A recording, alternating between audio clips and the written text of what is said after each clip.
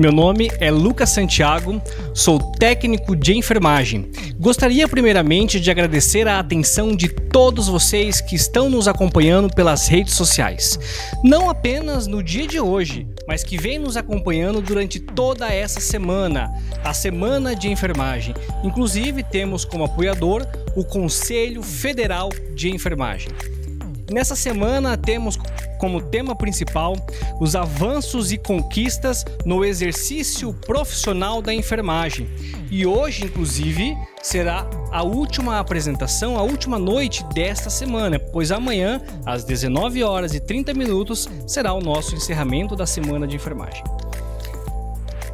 O nosso tema de hoje, ele é profissionais de enfermagem que inovam no dia a dia.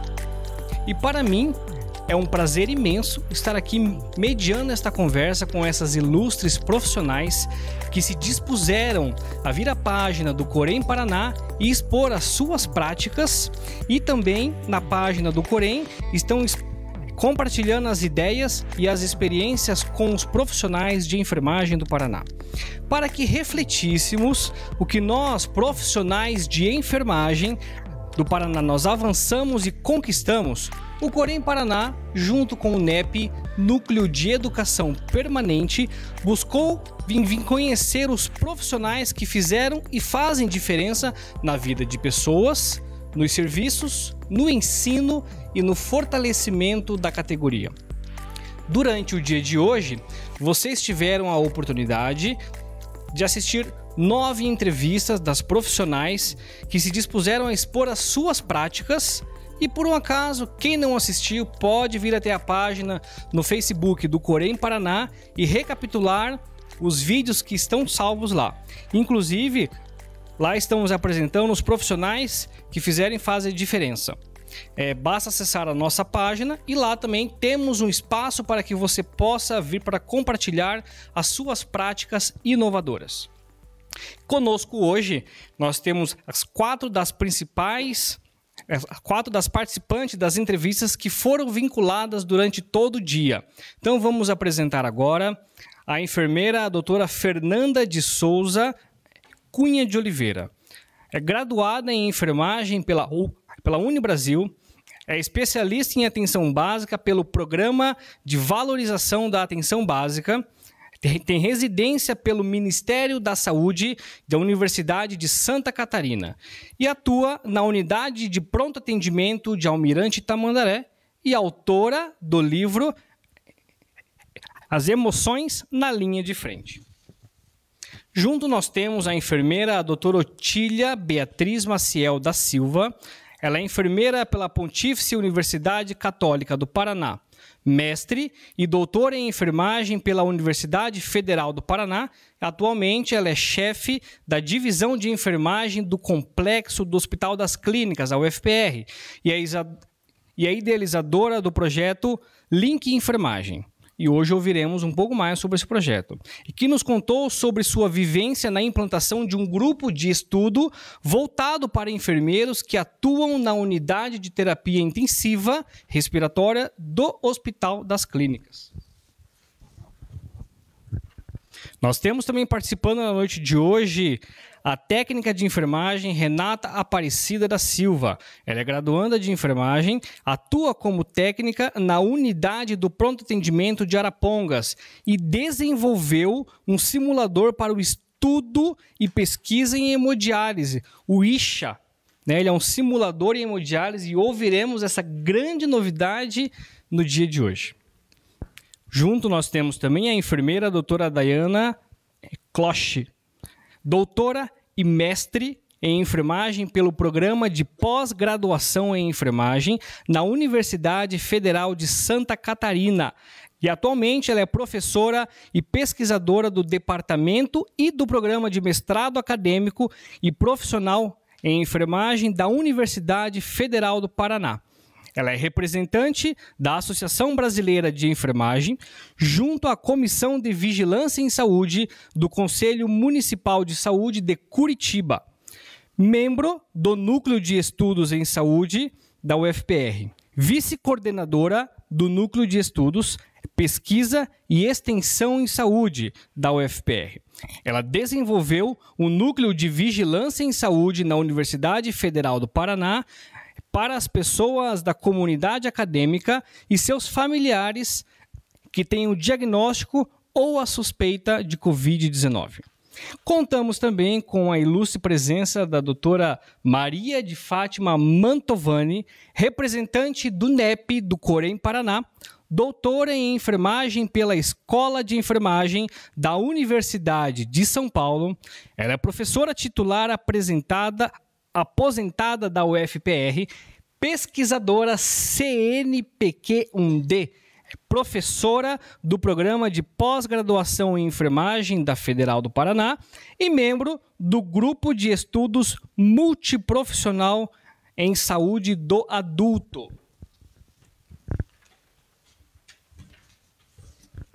Nós optamos em chamar essas participantes para que elas possam agora, ao vivo, expor um pouco mais sobre as suas práticas. Então, a doutora Mantovani vai resumir para vocês tudo que foi vindo e compartilhado em termos de práticas inovadoras na página do Corém Paraná, em atendimento a uma solicitação nossa. Então, vamos entender um pouquinho como funcionará a nossa dinâmica. A doutora Mantovani fará perguntas, todas as perguntas às participantes, e em seguida elas responderão especificamente sobre a sua experiência e, posteriormente, a doutora Mantovani poderá fazer um resumo de algumas práticas inovadoras que foram encaminhadas pelo site do Corém Paraná. E então todas responderão às últimas perguntas. E lembrando que o nosso objetivo ele é mostrar os avanços e conquistas que a enfermagem paranaense vem obtendo e as perspectivas futuras. Então iniciaremos agora o nosso bate-papo. Passo a palavra para a doutora Mantovani. Boa noite. Embora disseram que boa noite não era para nós falarmos, mas infelizmente é assim que a gente faz. Eu gostaria que esse fosse um bate-papo mesmo. Todas vocês sabem o que a gente vai conversar, né? Então, eu queria começar falando um pouco com a Fernanda. Vamos lá, já que você está aí bem no cantinho aí, né, Fernanda? Eu queria que você colocasse um pouquinho para nós como surgiu a ideia do seu livro, né? O livro Emoções na Linha de Frente. Por favor. Eu também vou falar boa noite a todos, os presentes e os que estão nos assistindo. Eu sempre gostei de ouvir histórias e eu acredito que foi um momento difícil para todos que atuaram na linha de frente. E eu quis compartilhar, porque eu gosto de escrever também, eu gosto bastante de escrever. E eu quis compartilhar as histórias, algumas tristes, outras alegres.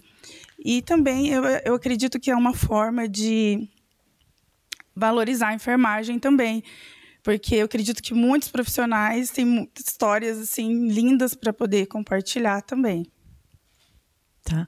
Então, eu queria que você falasse um pouquinho mais das pessoas que deram os depoimentos para você.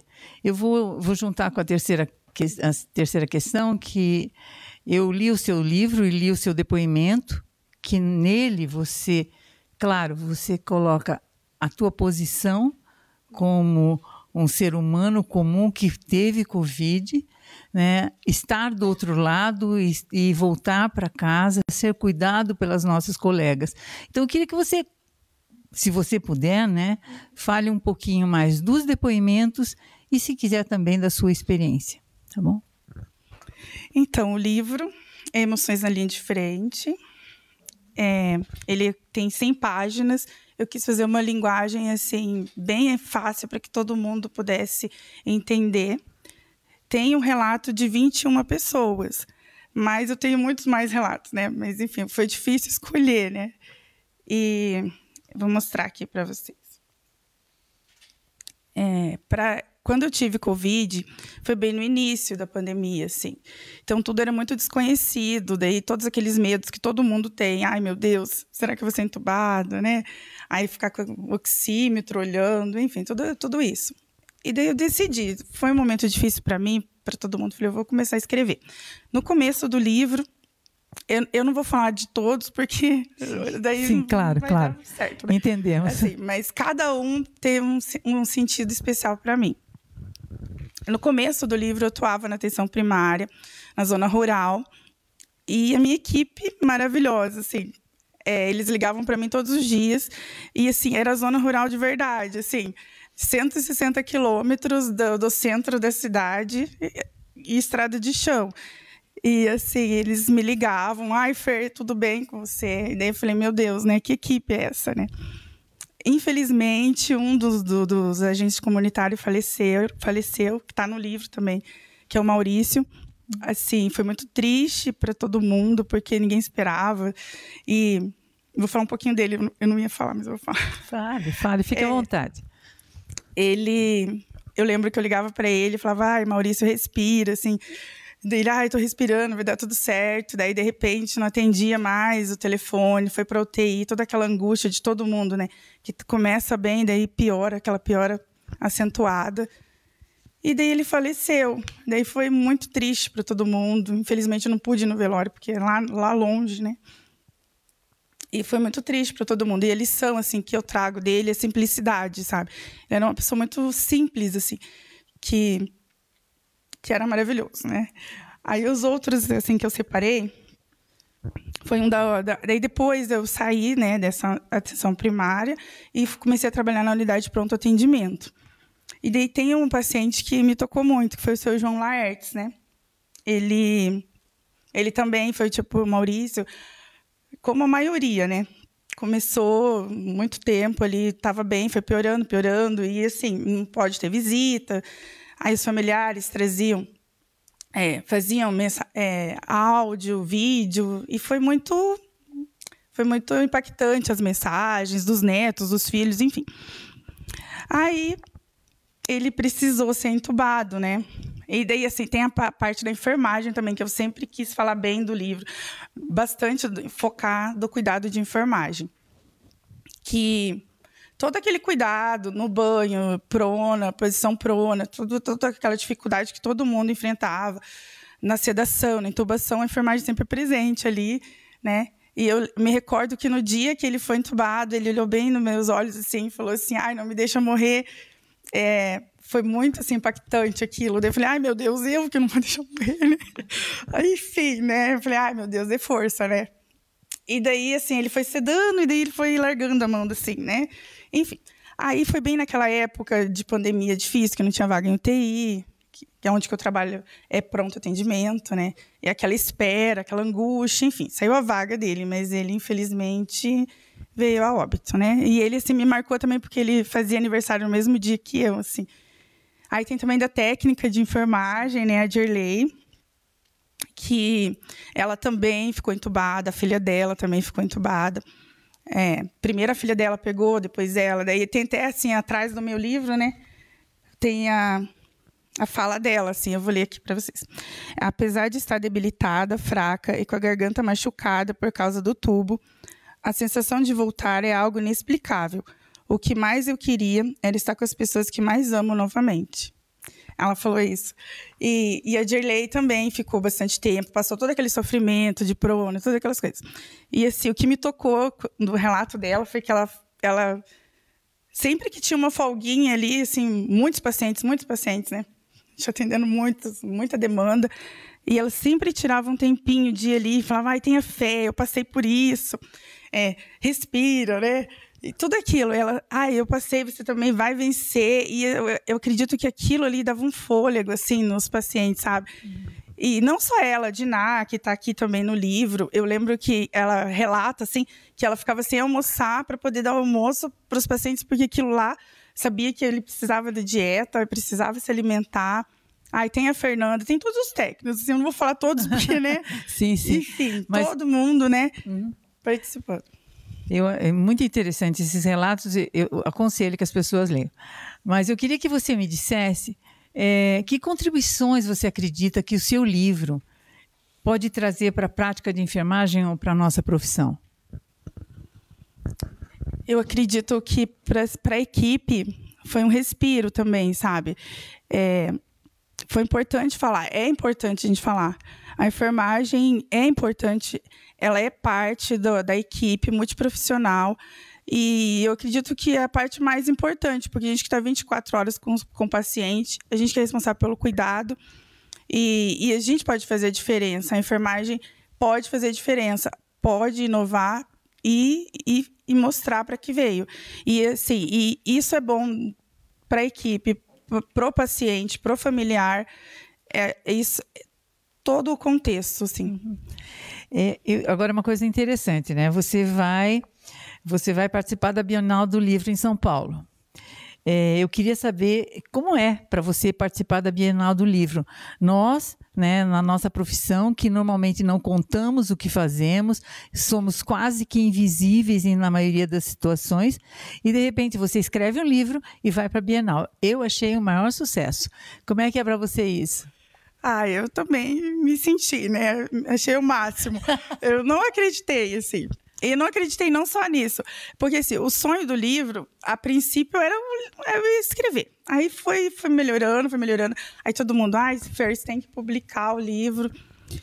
E tudo foi acontecendo, conheci pessoas importantes como você, né? Pessoas importantes como a Renata Pietro, de São Paulo, assim, a Mônica Calazans, assim, que é aquela que tomou a vacina. Várias pessoas, eu li seu livro, foi emocionante. E também as pessoas que trabalham comigo, eu vou guardar de recordação para mostrar para os meus filhos, para os meus netos. E, por fim, agora, isso. Daí entraram em contato comigo, daí eu vou para a Bienal de São Paulo para vender o livro lá. É internacional ainda. Eu estou muito feliz por tudo, assim. Eu não esperava e eu estou muito realizada. Muito bom. E eu queria saber, assim, se você vai continuar sua carreira como escritora e quais são suas próximas aventuras como enfermeira e escritora? Então, tem muitos pacientes, muitos relatos. Eu pretendo fazer uma segunda edição. Eu pretendo também falar de outros temas que eu gosto. Tem vários temas que eu gosto. E eu pretendo continuar, porque deu muito certo. E sim, eu pretendo. Eu acho assim, extremamente importante, eu acho que acreditamos que seja muito importante, porque inovar também é escrever, né? É dizer, é dar visibilidade para a gente. Então, eu agradeço muito você ter vindo, eu agradeço muito você ter dado a entrevista e estar aqui conosco, né? Muito obrigada. Eu também agradeço a oportunidade. Eu acho que agora nós vamos falar com a Renata, né? Aí, Renata. Muito bem. A Renata também foi uma grande surpresa para nós, porque tanto a Renata quanto a Otília, a Fernanda e a Dayana fizeram seus depoimentos lá na página do Corém. E a Renata foi uma surpresa, porque a Renata, ela criou um simulador. Ela é a nossa, vamos dizer, professora pardal aqui da equipe. E a Renata, tem outros professores pardais na nossa profissão, né, que divulgam a nossa profissão. Mas aí a Renata criou um simulador. E eu queria, Renata, que você contasse mais um pouco para a gente como surgiu essa ideia de criar o simulador que hoje é chamado de Isha, certo? Não fugindo à regra, né? Quero pedir desculpas, estou um pouco rouca, não estou acostumada com o frio de Curitiba. Boa noite a todos. E a ideia surgiu de uma necessidade pessoal.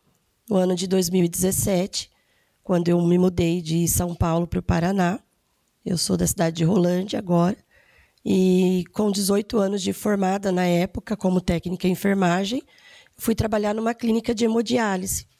E observei que era algo muito desconhecido para mim, mesmo com 18 anos de formada.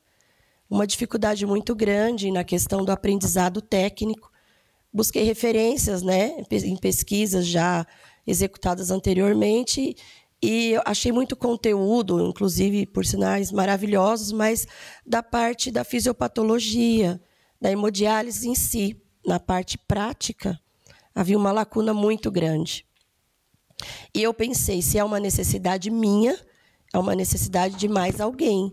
E comecei a buscar informações com enfermeiras, né, de outros setores, inclusive de São Paulo, que eu conhecia, E também tive a mesma negativa. Olha, eu sou formada há 10 anos, mas eu desconheço a prática de hemodiálise, eu não vou poder te ajudar. E eu falei, bom, há uma necessidade, então vamos agir, né, para que essa necessidade seja suprida. E foi quando eu tive uma inspiração mesmo de Deus para a construção desse projeto e desenvolvi, através, né, da pesquisa do sistema circulatório, pesquisando mais sobre a fístula, e desenvolvi o simulador que substitui o paciente durante a sessão de hemodiálise. Então, eu queria que você mostrasse ele para a gente. Eu sei que ele não está aqui, né? A Isha não está por aqui, mas eu sei que você trouxe umas fotos. Você poderia fazer esse favor para nós? Sim. Essa é a Isha. Essa é a terceira geração, né? Já foram feitas 2 anteriores. Essa é uma versão mais automatizada. Ela funciona de uma maneira diferente, mas, no geral, ela consegue substituir o paciente durante a sessão completa de hemodiálise, desde a entrada do paciente até a saída do paciente, simulando o KTV, simulando toda a sessão de hemodiálise, né? Até intercorrências que normalmente são muito difíceis de acontecer, como rompimento de linha, rompimento de capilar. E antes do simulador, todo esse processo era realizado na frente do paciente somente quando acontecia. Então, ficava um período muito grande para o profissional treinar novamente esses processos. E com ela, a gente consegue fazer essa dinâmica mais rápida. Você já participou assim, de algum treinamento que você utilizou a Isha? Sim. Quando eu fiz a pesquisa, né, a primeira simulação que eu fiz dela foi na própria clínica que eu trabalhava. Apresentei para os funcionários que estavam lá e fiz essa mensuração através de dados, né? Separei um grupo de pessoas que não tinham acesso a esse treinamento e separei outro grupo para poder mensurar o quanto eu conseguiria reduzir nesse processo de treinamento. E, normalmente, um processo de hemodiálise, dependendo de cada clínica, demora em torno de 1 mês e meio a 2 meses, para um profissional ficar livre na sala para atuar com segurança. E com o simulador eu consegui reduzir, num treinamento intenso, para 15 dias. Nossa, foi sensacional, realmente sensacional. E eu queria, assim, eu soube que você vai dar o treinamento aqui no Corém, acabei de saber, não sabia disso, você está muito chique. Eu queria que você dissesse qual é a contribuição mesmo. Você já acabou de dizer que o treinamento reduz, mas nos diferentes níveis, como é que é isso? Qual é a contribuição dessa simulação no ensino da enfermagem nesses diferentes níveis? Você pensou nisso? Sim, o primeiro contato que eu tive, né, o primeiro pensamento foi como eu posso contribuir. Eu acho que é uma questão que nós da enfermagem, né, temos muito latente dentro de nós. Se eu encontrei uma dificuldade, um problema naquele setor, de que maneira eu posso contribuir para aquilo avançar, né? Se era uma dificuldade minha e conversando com os profissionais, houve essa positiva também, e então eu decidi fazer esse simulador.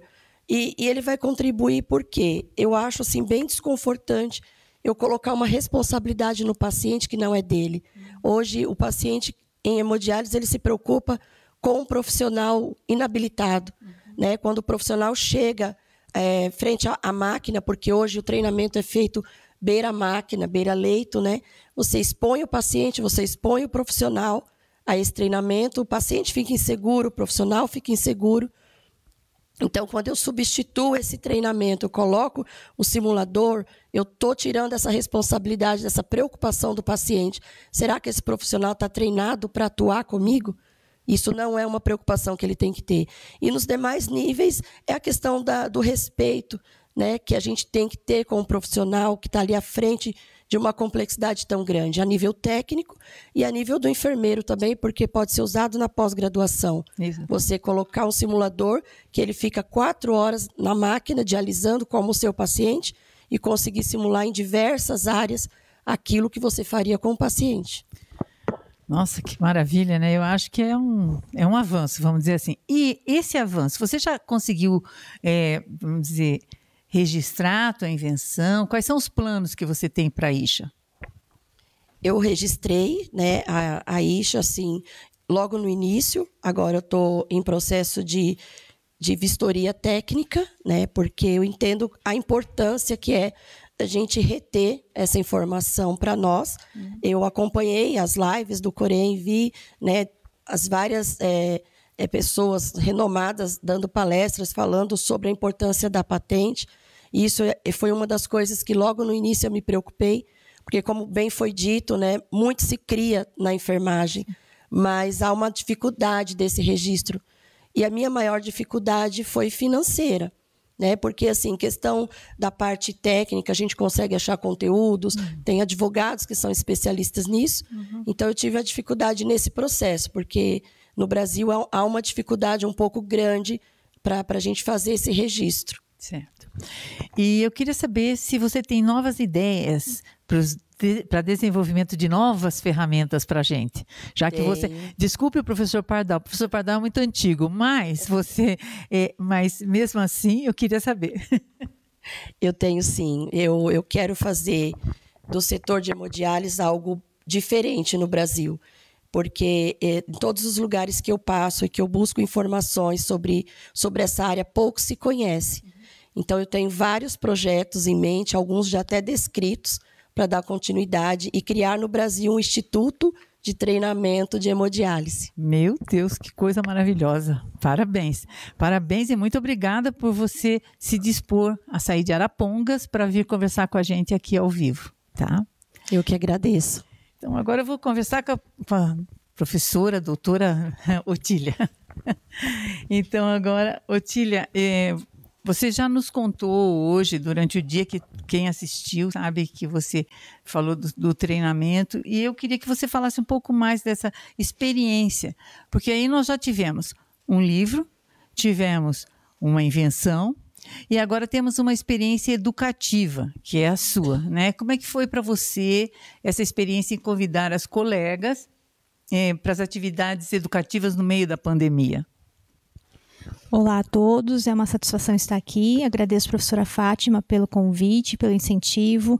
Agradeço a autarquia por essa disponibilidade, né, essa motivação nas nossas inovações, nas nossas conquistas aí enquanto enfermagem. Então, sempre é muito importante, né, nós estávamos conversando sobre isso, da necessidade de divulgarmos mais o nosso trabalho e mesmo que ele pareça simples ou corriqueiro, ele é algo que deve servir aí, pode servir como bons exemplos aí para toda a enfermagem, né? E se não, para a equipe de saúde como um todo.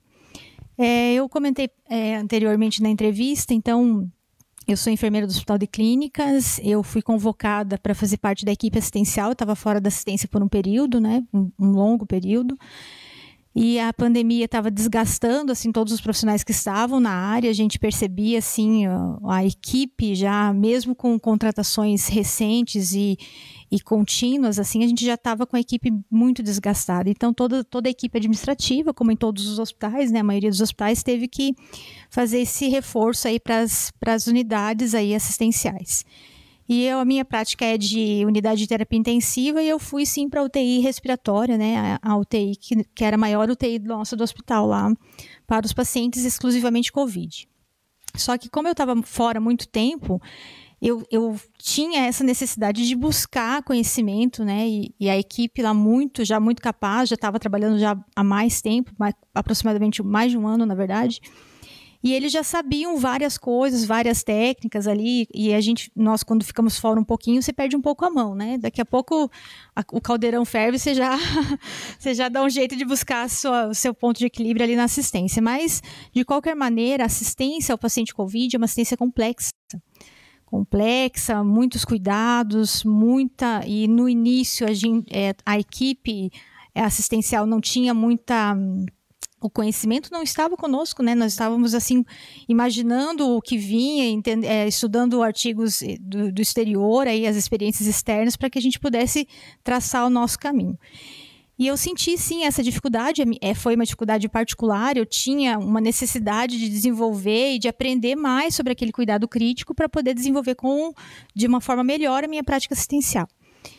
E te pedi para uma amiga, né? Nós somos amigas de longa data dentro do hospital e ela é a que estava coordenando a UTI. E eu falei assim, olha, eu tô com dificuldade, né? Eu preciso aprender mais sobre esse cuidado, sobre essa prática.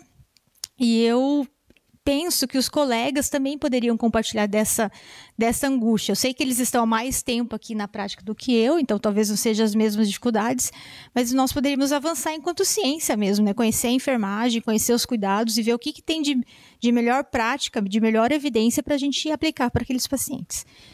E, na verdade, ela aceitou esse meu convite, eu a convidei para nós montarmos um grupo de estudos de enfermeiros ali na UTI.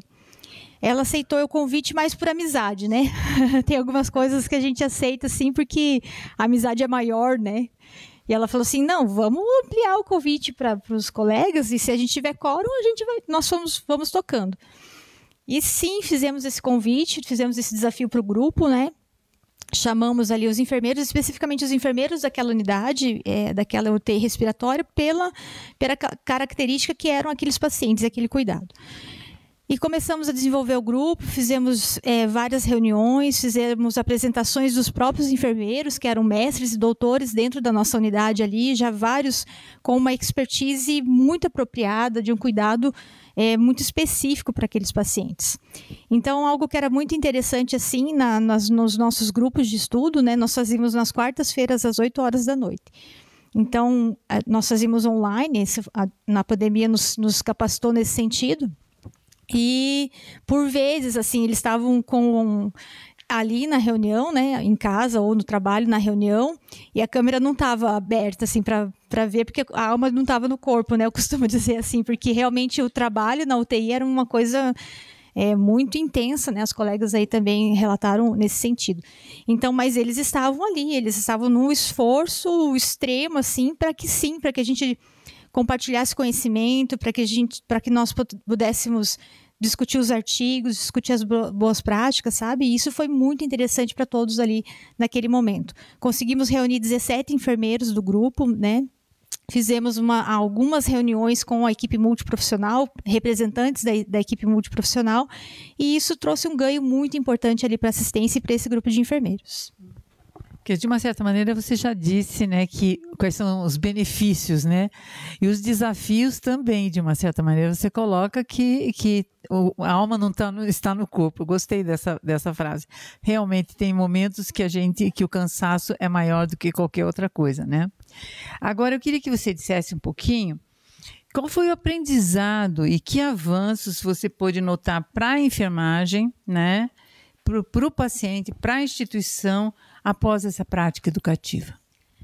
Então, os avanços, assim, principalmente para assistência. Sim. Principalmente para assistência.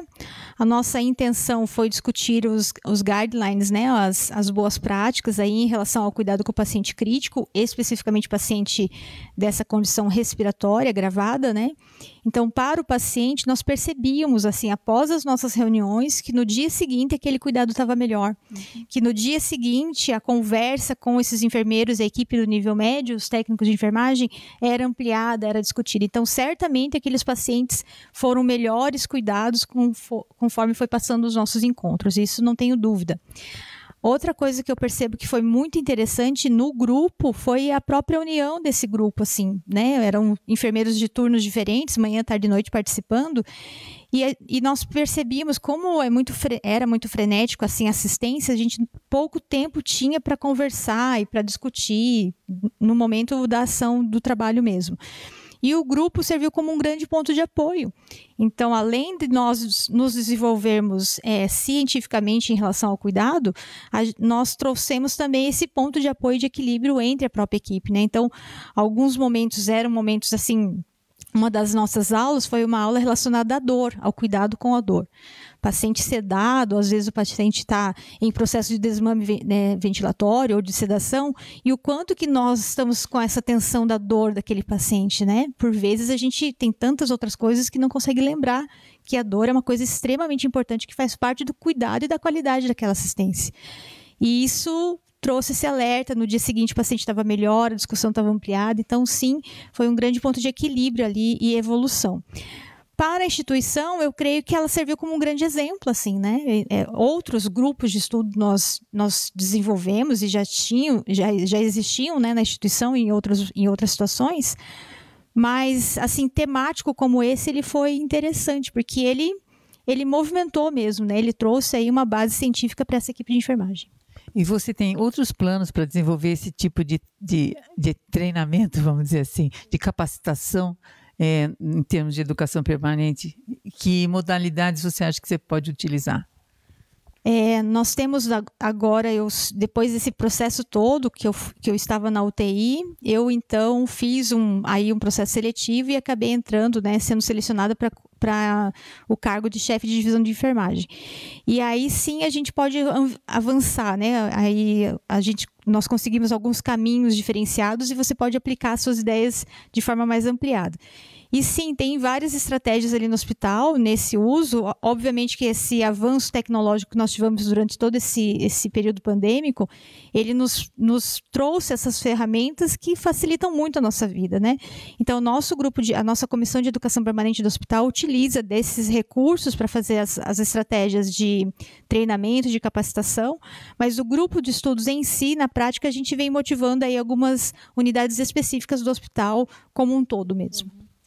E eu queria saber, assim, como é que você vai conseguir manter esses avanços, né, na prática? E se é possível, efetivamente, agora que você é chefe da divisão, agora você é mais, né? Você agora tem condições para isso, mas você acha que é possível manter esses avanços, outros grupos? Como é que é isso? Penso que uma situação muito importante e relevante dos gestores, como um todo, é o incentivo e uma valorização das capacitações. Nós conseguimos uma assistência muito melhor quando a gente faz uma técnica diferenciada e utiliza aí de uma estratégia, ou que a gente utiliza de conhecimentos, né, da história contada aí, né? Então, uma vez que os gestores entendam e percebam esse bom uso da ferramenta de educação permanente, de educação continuada, é possível avançar. E no hospital é isso, como eu comentei, né? Nós temos a Comissão de Educação Permanente, que já tinha uma estrutura anterior e que vai buscar aí nesse sentido de essa valorização e esse desempenho. Mas eu reforço que aos gestores, né, que estão de repente nos ouvindo aqui, valorizem a educação continuada e não algo raso e nem frágil, mas sim profundo, né? Busquem conhecimento, busquem as referenciais, busquem os experts nesse sentido, porque dessa forma você não tem uma assistência, digamos assim, simplificada, superficial, exatamente. Nós temos um cuidado a dar conta, né? E toda a nossa responsabilidade enquanto enfermeiros e profissionais de enfermagem. Então, é preciso, sim, valorizar, motivar toda essa questão de educação permanente e continuada, mas na maior integridade possível, assim, né? No maior esforço possível para que isso seja realmente efetivo dentro de uma instituição de saúde ou de ensino. Muito obrigada, Otília. Nossa, que coisa boa, né? A gente poder ouvir várias experiências. De uma certa maneira, escrever é educar, simular é educar e educar é educar. Muito bom. Agora a gente vai falar com a professora doutora Dayana, né? E que fez também desenvolveu um trabalho, uma prática, vamos dizer, inovadora, né? Mas só que no outro contexto. Eu tenho vários contextos, ficou muito interessante essa nossa mesa. Nós temos um contexto da prática lá na zona rural e depois temos um contexto do ensino, da invenção, da criação, da criatividade. Depois temos um contexto de hospitalar e agora um contexto, vamos dizer, de ensino de terceiro grau, né? Ensino terceiro grau não, ensino superior. Então, Dayana, eu queria que você contasse para a gente como é que surgiu essa ideia de fazer essa vigilância, né? Como é que foi a questão desse núcleo, né, de vigilância? Por favor. Olá a todos e a todas. Então, primeiro, muito obrigada por esse espaço. Que prazer, que privilégio estar, né, e estar escutando, estar também compartilhando o que nós estamos desenvolvendo. Bom, o Núcleo de Ensino, Pesquisa e Extensão em Saúde, NEPS, ele surgiu da necessidade que foi colocada pela pandemia, que colocou de forma muito clara a necessidade de investir em vigilância em saúde, né? Fazer vigilância em saúde, ensinar vigilância em saúde, né? Em diferentes espaços, né? Mas antes, nós já tivemos uma leve, eu acho que foi um preparatório, porque nós tivemos um surto de sarampo na universidade. E, por coincidência, eu estava na coordenação. Entrei em contato com o núcleo que fez todo o atendimento, né, e perguntei como é que esses dados estavam sendo registrados, como é que essas informações estavam sendo passadas para o município, né? E aí o enfermeiro do núcleo, aí do centro, né, Centro de Atenção ao Estudante, à Saúde, né, o CASA 3 da Universidade Federal do Paraná, disse assim, olha, esse foi o primeiro caso que a gente teve, né, o primeiro surto que a gente teve, então a gente está aprendendo, então a gente tem o apoio do município, mas a gente está aprendendo como se faz, né, todo o bloqueio, todo o trabalho, enfim, passou. E aí veio a pandemia, e novamente aí veio com mais força, né, opa, preciso entrar em contato de novo com esse centro para saber como que vai se dar, né? Todo esse cuidado, pensando já esse retorno das aulas, porque aí as aulas haviam sido suspensas, nós estávamos começando o trabalho remoto, sendo desenvolvidas nossas atividades, mas, discutindo com outras colegas também enfermeiras, assim, gente, a gente precisa pensar também nesse retorno. Como é que vai ser todo o cuidado, né, que a gente vai ter com os espaços, né, com os nossos professores, que são diferentes faixas etárias, enfim, assim como os nossos alunos. E, ao mesmo tempo, chegou um professor, o diretor de um outro setor, e disse assim, olha, eu preciso que vocês me ajudem, porque eu não sei para onde ir. E aí, disse assim, opa, vamos desenvolver o núcleo. Vamos desenvolver o núcleo que a gente está precisando e está precisando investir em vigilância em saúde. E pensando num núcleo que somasse, então, ensino, pesquisa e extensão, né? Pegando esses 3 pilares que é a universidade. Assim surge o núcleo. E, é claro, de professoras também do departamento de enfermagem que aceitaram esse desafio, porque é um desafio.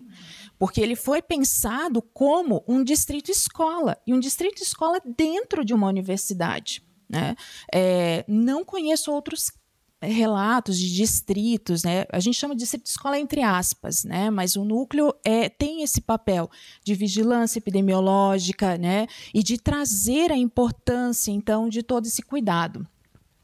E aí, bom, você veja que você fala de cuidado, de vigilância. Então, como é que a gente pode, né? Como é que essa atividade do núcleo pode contribuir para o reconhecimento do nosso papel de vigilância em saúde, na vigilância em saúde? Eu acho de diferentes formas, né? Primeiro, porque nós sempre fomos chamadas, ou na maior parte das vezes, muito para auxiliar em campanhas de vacinação, e que a gente faz muito bem, né? E a gente quer continuar auxiliando nisso. Mas a enfermagem é muito mais que isso. Nós também temos conhecimento para ajudar na organização de protocolos, de retomadas das atividades, né? Ou seja, quando você vê a vigilância lá no papel, né, o retorno todo concretizado, a gente não vê que tem todo um trabalho por trás. E esse trabalho a enfermagem sabe fazer e sabe fazer muito bem, que é de estruturar, né, desde protocolo, organização dos espaços, o cuidado que nós devemos ter entre nós, né, e pós, né? E pensar também numa enfermagem que tanto auxilia com práticas baseadas em evidência, né, porque foi um momento muito crítico. Chegou um momento da pandemia que as fake news, né, tomavam conta. Então, ter um núcleo que passe de enfermeiras, formado por enfermeiras, que repasse informações fiéis, né, de acordo com a evidência científica e, principalmente, que acolha. Então, a gente mostrou que a gente consegue desenvolver tecnologias duras, como telemonitoramento, tecnologia leve e dura, que toda a organização de protocolos, de cartazes, de informações em relação à pandemia, né? Mas também tecnologia leve, que é o acolhimento, que é essa escuta sensível, é você ligar para uma pessoa e dizer assim, olha, posso te ligar amanhã novamente? Eu estou sentindo que você está precisando. Pode, por favor. E tanto teve casos que nós monitoramos além dos 14 dias, né, um mês, porque a pessoa estava sozinha aqui.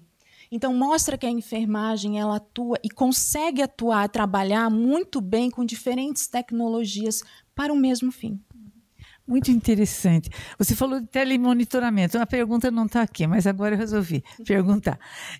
Você poderia contar, eu sei como é que é o trabalho que vocês fizeram, mas você poderia contar um pouquinho mais como é que foi esse trabalho não só de telemonitoramento, mas também dentro da universidade, como é que isso aconteceu? Né? Eu sei que eu recebi elogios do trabalho de vocês, de pessoas de outras universidades. Então, eu falo assim, e a gente aqui, né, não sabe direito, né, o que está sendo feito. Então, você poderia contar um pouquinho mais como é que foi isso? Eu sei que você já disse na entrevista que tiveram outros profissionais que ajudaram, mas dá um exemplo, assim, eu chego na universidade, como é que você reconhece onde eu estou, o que eu tenho, se eu tenho ou não tenho sintomas, como é que foi isso? Conta aí para a gente, por favor. Ok. Bom, a universidade, ela começa, então, fazendo a testagem, né? O que nós consideramos super importante, mas a gente sempre colocou que eu preciso testar, mas eu também preciso monitorar, eu preciso repassar a informação e eu preciso fazer o rastreamento das pessoas que estiveram próximas, né? E, no começo, esse trabalho ele foi feito de forma voluntária. Até que a gente foi apresentando a ideia de telemonitoramento, ou seja, de um espaço que a gente recebesse o laudo das pessoas que tiveram teste positivo ou suspeito e pudesse entrar em contato com essas pessoas para passar as informações necessárias. E, principalmente, avisar, então, a chefia, né, direta dessa pessoa, que naquele período ela estaria afastada, né, ou em isolamento ou em quarentena. Então, como é que funciona o núcleo? A partir hoje, né, a partir do momento que a gente teve o ok da universidade, o aval para continuar as atividades, e nós tivemos incentivo, né, final de novembro até fevereiro de 2020, 2021, nós conseguimos bolsas para manter os alunos, né, que faziam monitoramento. Então, a partir do momento que a pessoa positivou ou entrou em contato com o NEPS, no começo era via telefone, e-mail, dizendo, olha, eu acho que positivei, ou a minha irmã positivou. Nós entrávamos em contato e repassávamos as orientações, né? E aí acompanhávamos de acordo com a necessidade da pessoa e também se a pessoa permitisse, né? Pouquíssimos casos não permitiram, pouquíssimos. A partir do momento que a gente foi trabalhando e foi apresentando a ideia, não só do telemonitoramento, né, de entrar em contato com as pessoas e ter também a disponibilidade das pessoas entrarem em contato conosco, outros pró-reitores foram sabendo do nosso trabalho. E isso foi extremamente importante, né? A gente conseguiu verba, de fato, para manter o projeto setembro de 2021. Então, olha quanto que a gente foi caminhando e foi insistindo. Então, foi um pouquinho, muita insistência, né, conhecimento que a gente tinha, né, e um pouquinho de cara de pau também, que é importante. Né? Importantíssimo. Cara de pau para a gente tudo. Bater na porta e conseguir esse telemonitoramento. E aí a gente consegue os telefones, a gente consegue ampliar a nossa equipe, que começa com 5 monitores e vai para 19 pessoas, né, até chegar... Janeiro desse ano, nós tivemos 45 bolsistas trabalhando em virtude da quantidade da demanda que nós tínhamos, né? Então, foi um projeto gradativamente. Então, esse telemonitoramento, sempre associado com outros projetos também, isso é importante, né? Porque a gente não conseguiu sozinhas, né? E, a partir do momento que a comunidade foi nos reconhecendo, foi entrando em contato. Então, hoje nós temos 40 casos que fizeram, exemplo, né? 40 casos que positivaram pela testagem, mas nós acompanhamos mais 15, que são aqueles testes que é feito em farmácia, que a pessoa entra em contato para saber mais informações. Entendi. E você poderia dizer para a gente, então, o papel da enfermagem era acolher, orientar, então, acho que foi isso que eu entendi. Então, você poderia dizer, assim... resumir qual é o papel da enfermagem e também qual foi o aprendizado que vocês obtiveram, né, com o núcleo? O nosso papel foi, além do telemonitoramento, né, todo o desenvolvimento de tecnologia educativa, né? Então, toda a parte de protocolo, de guia de orientações, eu preferiu chamar de guia de orientações, né? Assim como aquele professor que vai fazer... Recentemente, a gente teve um professor que fez uma viagem com os alunos, então orientar, né? Orientar diferentes setores também, não só de Curitiba, mas de outros espaços também, a como organizar o seu espaço físico. Então, reuniu, além do telemonitoramento, tecnologias educativas, né? E também assessoria, né? O que nós aprendemos? Muito, muito. Primeira coisa, que você tem uma ideia, mas você precisa dos seus pares. Né? Você precisa dos seus pares, compartilhar com os seus pares, ter apoio e ter apoio institucional, seja numa universidade, seja num hospital. Né? Tem um escopo, né? Toda ideia, toda inovação precisa ter um escopo. Você precisa ter claro o que você quer, como você vai desenvolver, né? E como você vai fazer com que a sua ideia, a sua inovação, né, seja um projeto, seja um livro, né, isso possa atingir as pessoas. Como vai atingir? Então, claro que não é um processo fácil, né? Criar um escopo, muitas vezes o escopo vai se desenhando ao longo do tempo, né? Vai se aprimorando ao longo do tempo, mas você ter claro o que você quer, isso é extremamente fundamental, porque quando você vai bater na porta para pegar investimento, né, você precisa ter claro o que você quer, quem você quer atingir, né, a possibilidade de replicação da sua ideia, de atingir um maior número de pessoas também, né? Então, ter essa noção do todo, né? Mas crie o seu escopo, tenha claro o seu escopo. Eu acho que esse foi um dos principais. E outra é como manter um projeto, sustentabilidade de projetos, né? Hoje, a nossa grande dificuldade é financeira, por incrível que pareça. Se eu te disser assim, olha, de tudo que nós recebemos financeiramente, sem contar a tecnologia educativa, tá? Só com telemonitoramento. Isso daria, pelo número de pessoas que nós já atendemos, R$50 por pessoa. Quanto dinheiro?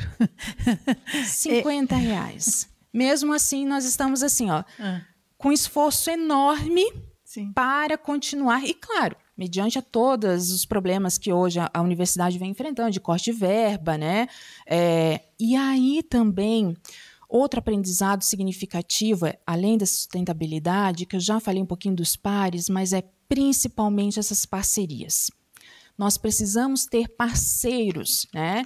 E vender as nossas ideias. Exatamente. Né? Divulgar as nossas ideias. Divulgar as ideias é coisa muito mais importante, porque como nós estamos, quer dizer, na realidade todas, né? Todas aqui falaram um pouquinho dessa questão de divulgar as ideias, de tentar, de ir para frente, porque normalmente a gente fica um pouco tímido, embora nós saibamos o que queremos, né? E isso é importante. E aí, Daiana, eu só queria dizer o seguinte, que outras atividades de vigilância vocês pretendem implantar e como garantir esses avanços que vocês conseguiram ali na universidade?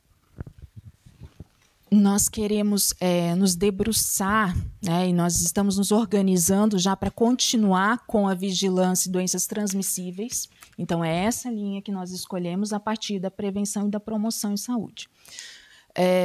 A partir de prevenção, então, com ações de vacinação, campanhas de vacinação, testagem, né? Então, nós estamos agora em parceria com o município para conseguir insumos, nós já conseguimos para testagem HIV e sífilis nesse ambiente. Então, levar a vigilância também para outras doenças que estão transitando ali. Além disso, a organização de protocolos, de procedimentos, de como agir em caso de doença transmissível. Exemplo, sarampo. Nós estamos numa crise sanitária, né? Nós estamos com uma baixa adesão vacinal e que isso vai se refletir nos espaços, né? E pensando no contexto acadêmico em que transitam, como na Universidade Federal do Paraná, mais de 40 mil pessoas, ali é um espaço que você pode ter, sim, surtos, né? Então, a organização, o preparo disso, porque o que nós temos que aprender, eu acho que essa pandemia...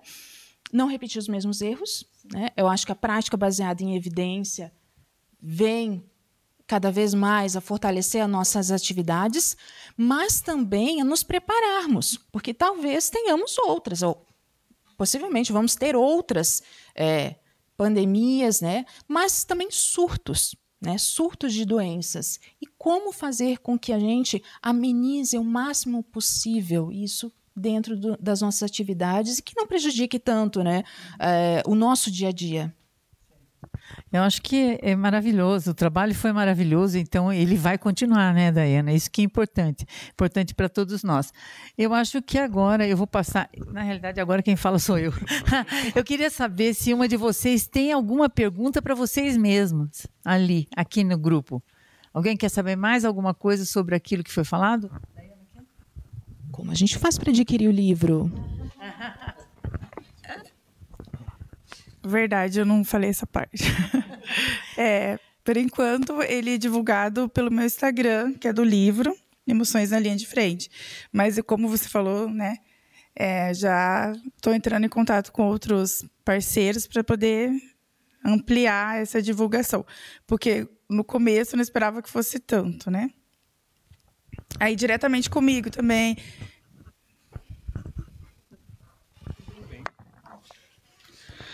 E, na verdade, nós temos também que dar os parabéns ao Conselho Regional de Enfermagem aqui do Estado do Paraná por abrir esta oportunidade de abrir um espaço para os profissionais de enfermagem expor as suas ideias, Porque eu digo assim, que o profissional de enfermagem, na verdade, ele é uma caixinha rica de sabedoria, tanto teórica quanto prática, porque nós estamos ao lado do paciente desde a atenção básica, atenção intermediária, o paciente grave, seja adulto, pediátrico, neonatal, seja UTI, tudo, lá está o profissional. Se você fala em saúde, você fala em profissional de enfermagem. Então nós somos uma riqueza de sabedoria.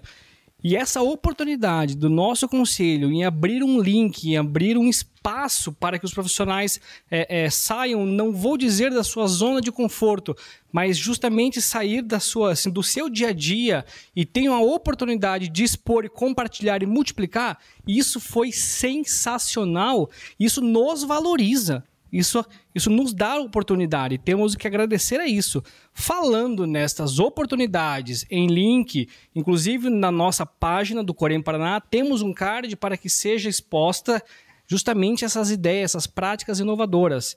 E agora eu quero perguntar para quem estava perguntando até agora, doutora Mantovani. Deixa eu te perguntar, conte-nos um pouco sobre a ideia e o que foi obtido com o levantamento feito no site do Corém Paraná.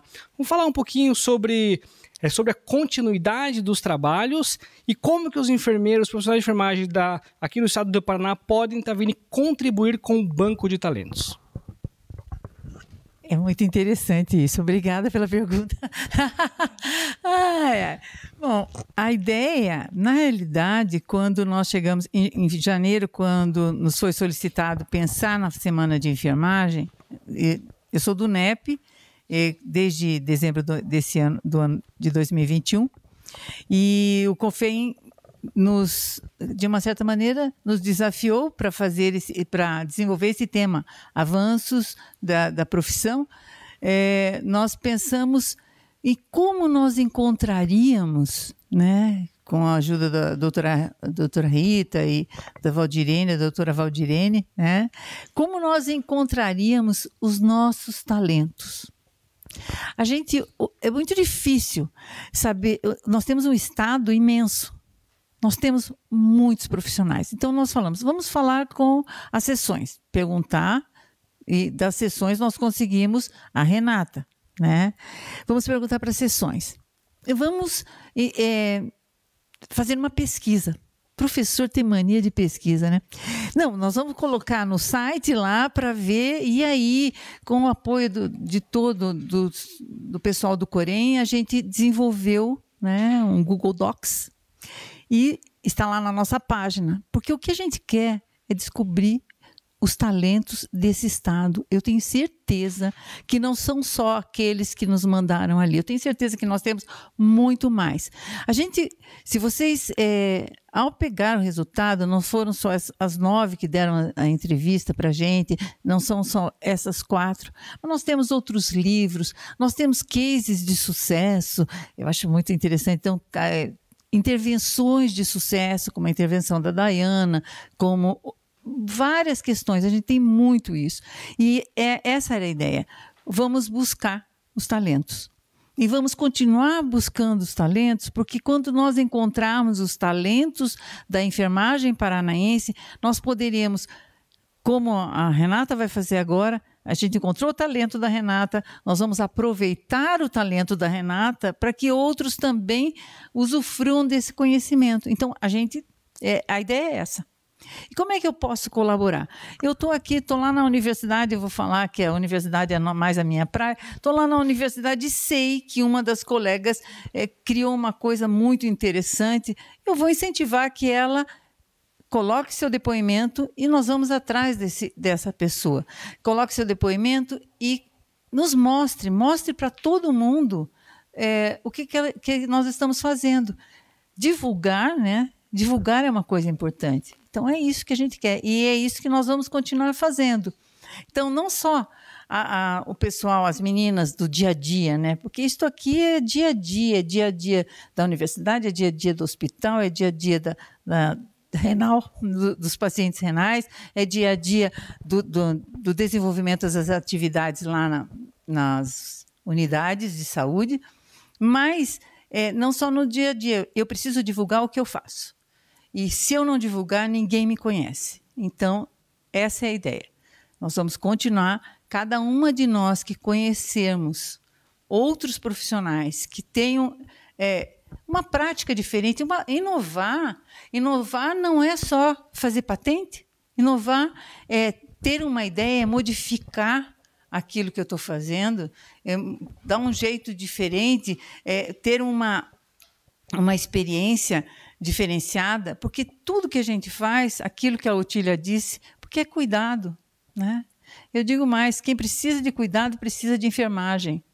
E sempre foi isso eu ouvi uma vez, quem precisa de cuidado, quem está doente, vai para o hospital. Mas por quê? Porque ele precisa ser cuidado. E quem cuida somos nós. Claro, temos outros apoios psicológicos, né?